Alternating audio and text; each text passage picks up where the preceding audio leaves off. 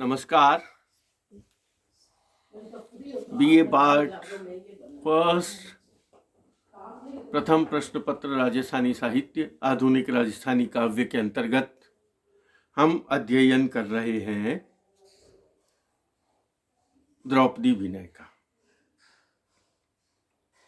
नारी सशक्तिकरण की यह एक प्रमुख आधुनिक काल की रचना कही जा सकती है,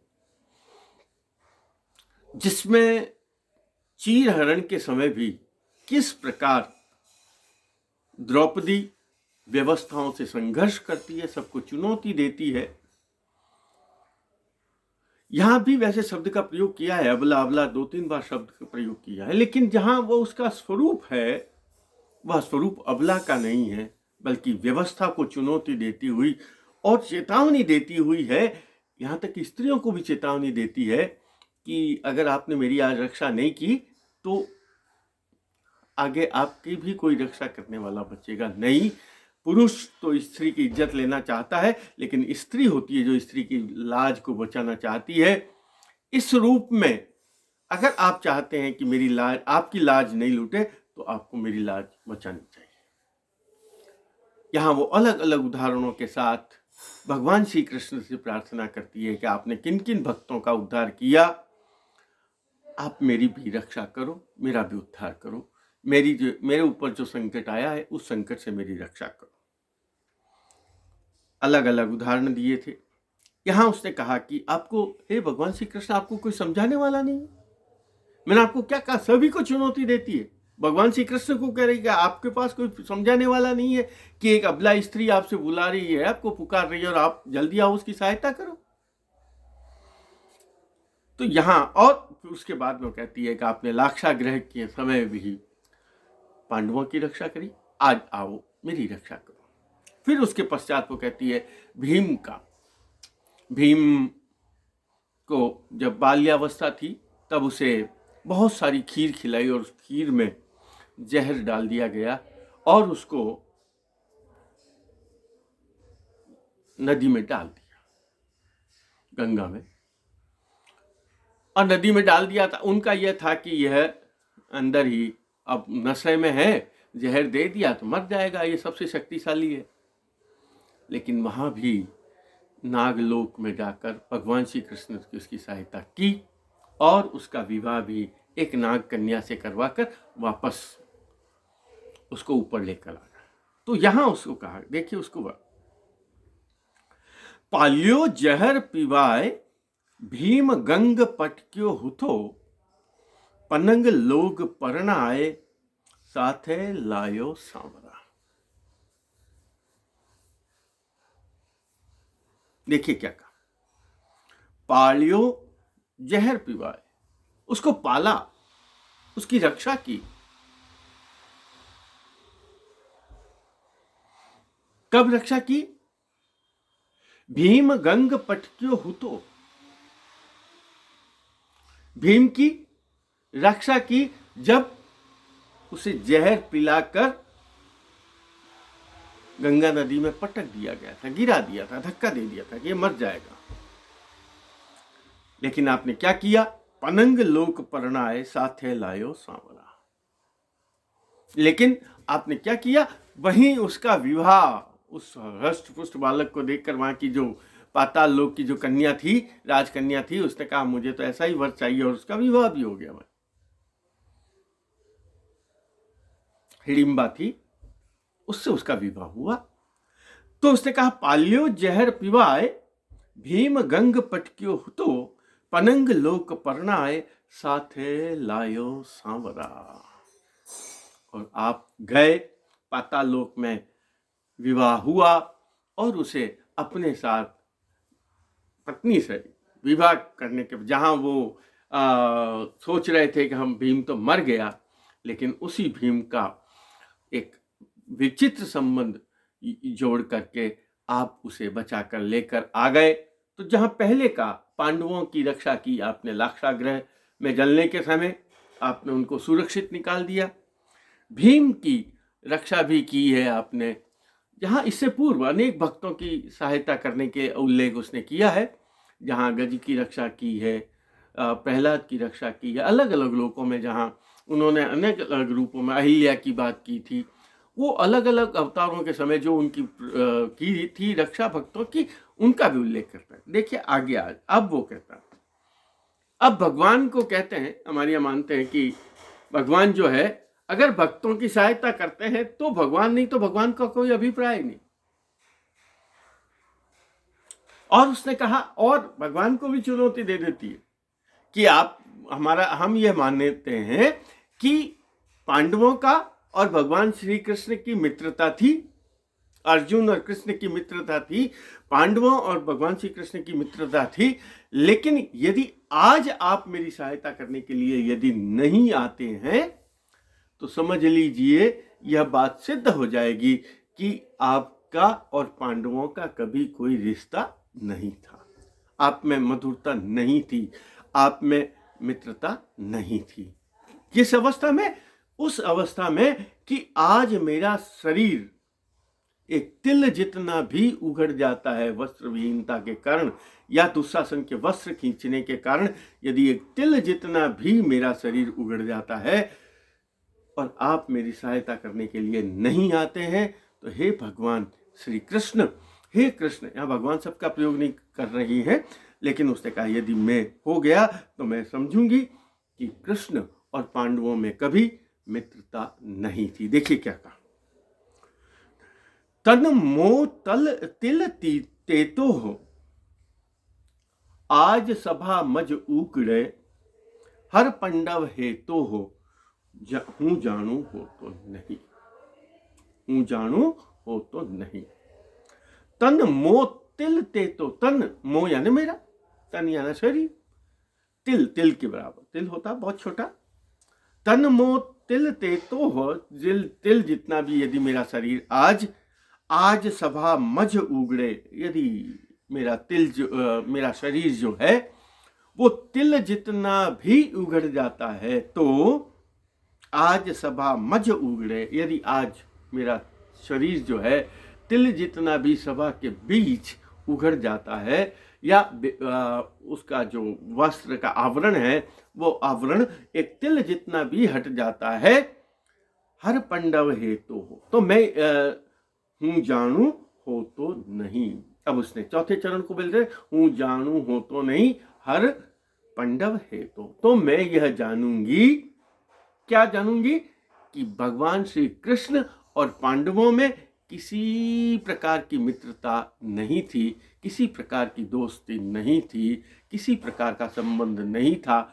और वो संबंध नहीं होने का कारण क्या बताते हैं, कि संबंध नहीं होने का कारण ये बताते हैं कि यदि हमारी मित्रता होती, यदि सखा भाव होता, यदि स्नेह भाव होता, तो यह स्थिति नहीं आएगी कि मेरा शरीर एक तिल जितना भी उगड़ जाए और आप आकर मेरी सहायता करोगे। अगर आप सहायता नहीं करते हो तो मैं समझूंगी हमारा संबंध नहीं था। मैंने आपको जो प्रारंभ में बात कही थी, यहां भक्त की पुकार है, इससे थोड़ा आगे बढ़कर बात है, भक्त की पुकार है कि भक्त की रक्षा करने वाला भगवान है, जिसको हम देवता कहते हैं, जो हमें देता है, जो हमारी सहायता करता है, जो हमारे सहयोग करता है, जो हमारी रक्षा करता है। अगर वो देवता, अगर वो रक्षा नहीं करता तो समझ लीजिए वो हमारे लिए कुछ भी नहीं है। तो यहां भी उसने कहा कि आज अगर आप हमारी सहायता नहीं करते, आज आप हमारी रक्षा नहीं करते, तो आपका और हमारा कोई रिश्ता ही नहीं है, संबंध ही नहीं। तो इस रूप में जो मैंने आपको बात कही कि यदि द्रौपदी कहती है कि आप मेरी लाज की रक्षा नहीं कर सकते, तो समझ लीजिए हमारे संबंधों का कोई महत्व ही नहीं है। चुनौती रही भगवान को, यहां मैंने आपको कहा भगवान को भी चुनौती दे रही है कि हमारा कोई संबंध नहीं, अगर हमारा संबंध है तो आप मेरी रक्षा करो। तो इसलिए उसने कहा कि आप यदि मेरी रक्षा नहीं करते तो समझ लीजिए आपका और हमारा कोई संबंध नहीं है। ठीक है, देखिए आगे। अब वही वाला गज मोक्ष किया जो 2 या तीसरी बार वापस ये उदाहरण आया है। वहियो गजवारी है तू रुखमण प्यारी तजे, मदती हर मारी है, धजबंदी धारी नहीं।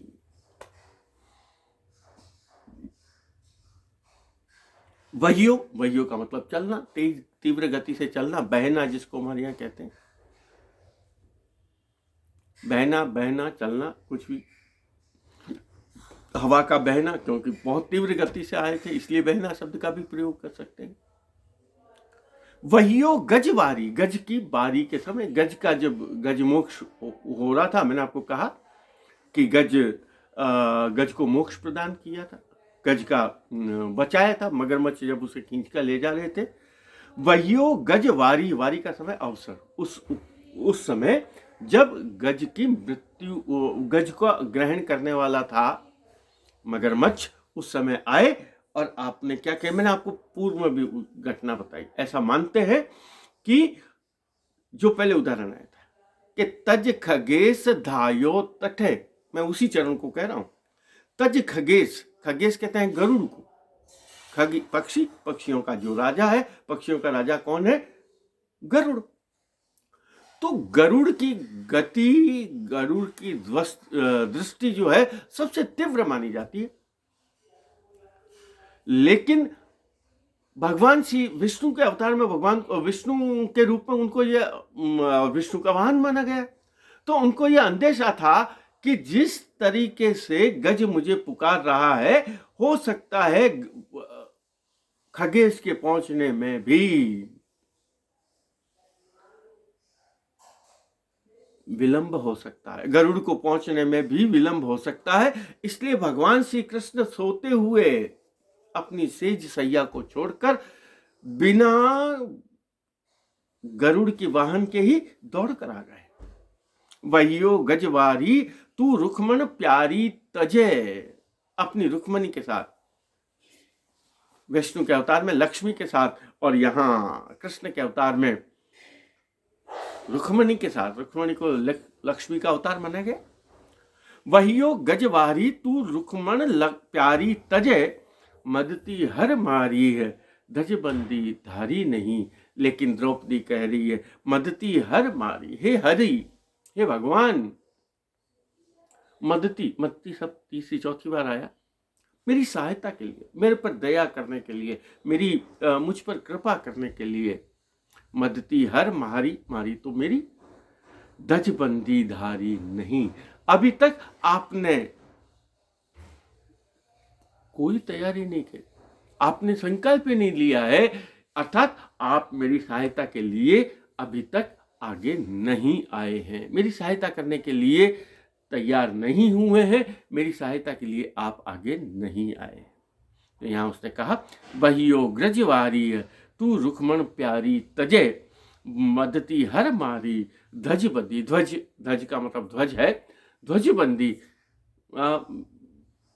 ध्वज होता है भगवान विष्णु के साथ में, हर जगह जहाँ मंदिर होता है, जहाँ ध्वजा होती है, तो उसने ध्वजबंदी धारी नहीं, सेना प्रयाण करती है ना, उसके साथ भी ध्वज और निशान आदि चलते हैं। तो आपने अभी तक मेरी सहायता करने के लिए, आप मेरी सहायता करने के लिए अभी तक आए ही नहीं हैं। वहियो गजवारी तू रुक्मण प्यारी तजे, मदती हर मारी, धजबंदी धारी ने। अपनी सेनाओं को तैयार ही नहीं किया, अपनी सेनाओं को, वास्तव में सेना लेकर नहीं आनी थी, यहां आपको मेरी सहायता के लिए ना आना है, लेकिन अभी तक आपने मेरी सहायता का संकल्प नहीं लिया है। आओ आप मेरी सहायता करो। सुरभि दीनो श्राप, पाप तिको भुगतन पड़ियो, एक ऋक्षक हर आप, सदा बचाई सांवरा। इसमें एक कथा है, बहुत लंबी कथा है, कि एक राजा थे, स्वर्ग में गए थे और कामधेनु को प्रणाम नहीं किया था और उसका उनको फल भुगतना पड़ा, और नंदिनी की बाद में सेवा की, उसने फिर श्राप से मुक्त किया और गंगा का प्रवाह किया। उनके जो 60,000 पूर्वज थे वो राख में परिवर्तित थे, उनका उद्धार नहीं हुआ। बहुत लंबी कथा है, मैं केवल यहाँ कहना चाहता हूँ, एक सुरभि के श्राप से भी आपने ही बचाया। सुरभि यानी गाय, सुरभि दीनो श्राप, पाप तिको भुगतन पड़ियो। उनके एक राजा की गलती का, क्योंकि उसने क्या किया, गाय को प्रणाम नहीं किया, तो उसका उन्हें पाप भुगतना पड़ा। फिर भगवान ने उनको बताया कि पीढ़ियां दब जाएगी, उनका उद्धार नहीं होगा, तो फिर आपने उनकी सहायता की। पाप तिको भुगतन पड़ियो, हे ऋछ एक ऋक्षक हर आप। अब इसमें अलग अलग कहानियां हैं। शिव की जटा से फिर गंगा बही, अब विष्णु के पांव से गंगा बही। ये मैं इसलिए कह रहा हूं, इसमें अपन इतना विस्तार में जाने की यहाँ आवश्यकता नहीं है। कोई विष्णु पगा भी कहते हैं, कोई गंगाधर भी कहते हैं। वहां से वो गंगा बही और उनका उद्धार हो गया। तो उसने कहा, हे करीक्षक हर आप, सदा बचाई सांवरा। आपने अपने भक्तों की, प्रण की, भक्तों की रक्षा हमेशा की है। हे भगवान श्री कृष्ण, हे हरि, आओ आप मेरी सहायता करो, मेरी रक्षा करो। अब उसने कहा कि मैं आपसे सहायता क्यों मांग रही हूं, उसकी बात को बता रही है।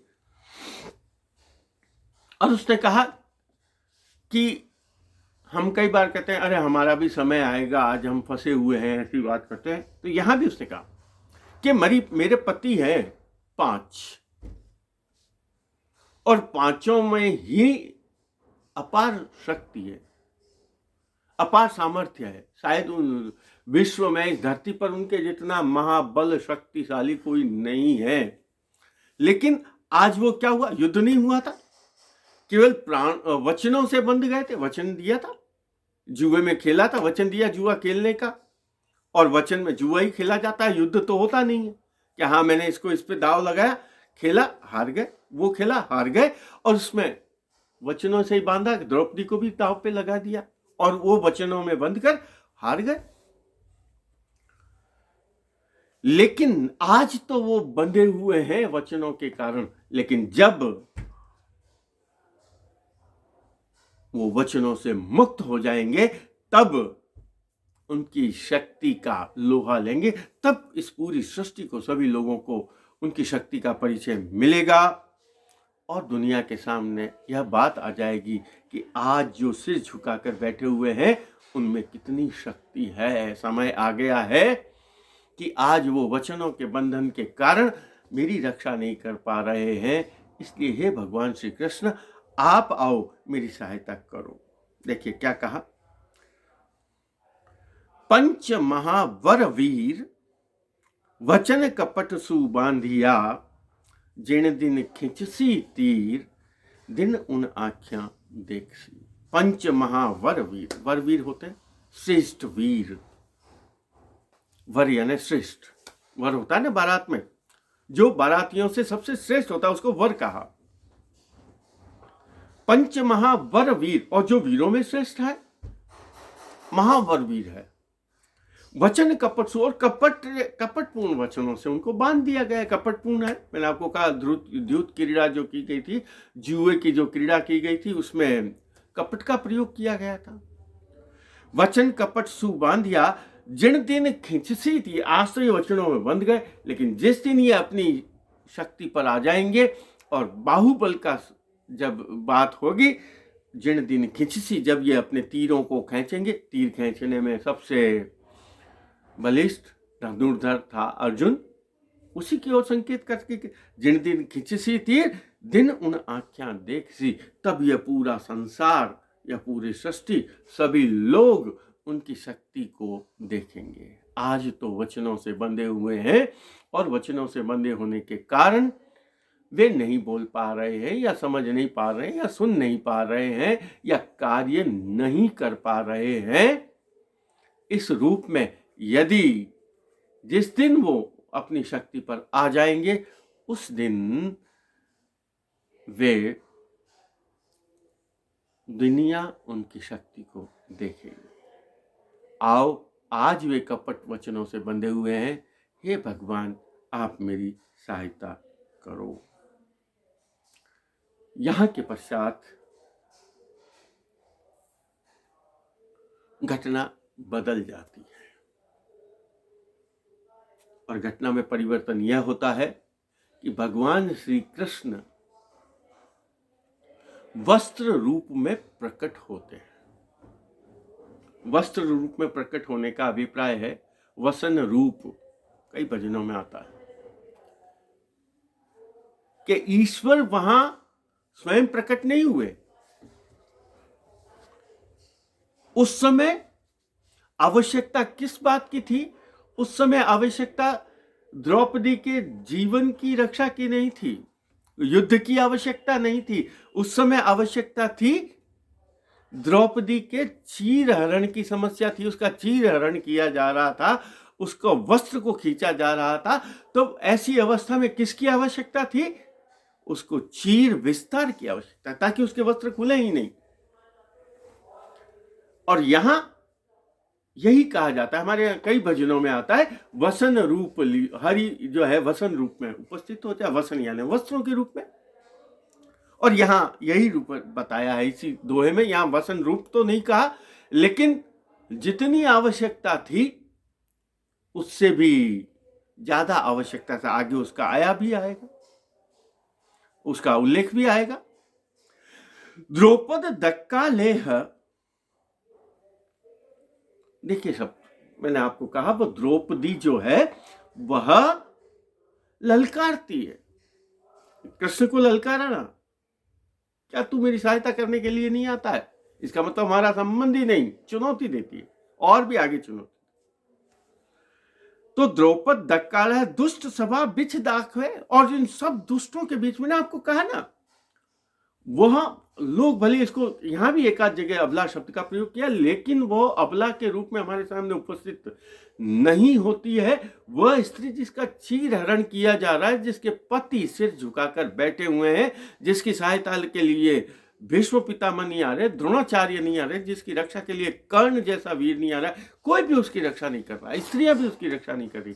ऐसे में वो व्यवस्थाओं को चुनौती दे, कुल की मर्यादा को, कुल की परंपरा व्यवस्था को, सबको चुनौती देती है, सब वर्ण संकर। ऐसी अवस्था में उन्होंने क्या कहा? वो जब दकालती है, सबको चुनौती देती है। द्रौपद दकाले है दुष्ट सभा बिच दिखा, बहुत चुनौतीपूर्ण सभी दुष्टों के बीच में भगवान को भी चुनौती देती है। उसी की चुनौती सुनकर, भक्त के हृदय के भक्त की पुकार को सुनकर, लायो नंद लाला चीर दुसाला चौगना, जितनी आवश्यकता थी उस आवश्यकता से अधिक नंदलाल का पुत्र, नंद बाबा का पुत्र जो है वह चीर दुसाला चौगना, जितनी आवश्यकता थी उस आवश्यकता से बहुत अधिक चौगुने वस्त्र, चीर यानी वस्त्र कपड़े, दुसाला चीर और दुसाला लेकर आए, ताकि जो द्रौपदी की लाज है वह द्रौपदी की लाज उघड़ने से बच जाए, द्रौपदी के लाज की रक्षा हो सके। और देखे, हारियो खेचन हार, हर दे तो हारियो नहीं, बधियो चीर विस्तार, बावन हाथा वैतिचो। यहां फिर एक कथा का उल्लेख किया गया। हारियो खेचन हार, दुशासन अपने हाथों से उसके चीर को खींचता रहता है, लेकिन वह हार जाता है और इतना चीर हरण करता है, उसका चीर का इतना खींचता है। हारियो खेचन हार, लेकिन हर दे तो हारियो नहीं, लेकिन जितना वह खींचता है वस्त्र, ईश्वर उससे भी अधिक उसे वस्त्र दे देते हैं। और उसने क्या कहा? बधियो चीर विस्तार, उस वस्त्र का, मैंने आपको कहा उस समय भगवान श्री कृष्ण वस्त्र स्वरूप में प्रकट हुए। ईश्वर जो है वो अन्य किसी, जैसे मैंने आपको कहा नरसिंह रूप में प्रकट हुए, वराह रूप में प्रकट हुए, अलग अलग रूपों में प्रकट हुए। यहाँ ईश्वर का प्रकटन जो हुआ है वस्त्र स्वरूप में हुआ है। तो वधियो चीर विस्तार, 52 हाथा मैं तजूं, एक जो छोटी सी साड़ी उसके शरीर पर दिखाई दे रही थी, उसका विस्तार ऐसा हो गया। कैसा? जैसे उसने कहा था वामन अवतार में क्या किया था, बलि राजा के यहाँ गए थे विष्णु वामन अवतार में और कहा मुझे तो 3 पांव में भूमि चाहिए, आकाश पाताल और भूमि, आप चौथा 4 और कौन चौथा मेरे सिर पर रखिए, पाताल लोक में पहुंचा दे। तो जिस तरह वो वामन अवतार में जिस तरह ईश्वर ने अपना विस्तार किया, ठीक वैसा ही उस वस्त्र का, द्रौपदी की चीर का ठीक उसी प्रकार विस्तार हुआ। इस रचना का आगामी क्रम और अंतिम चरण और आगे देखेंगे। आज इतना ही, धन्यवाद।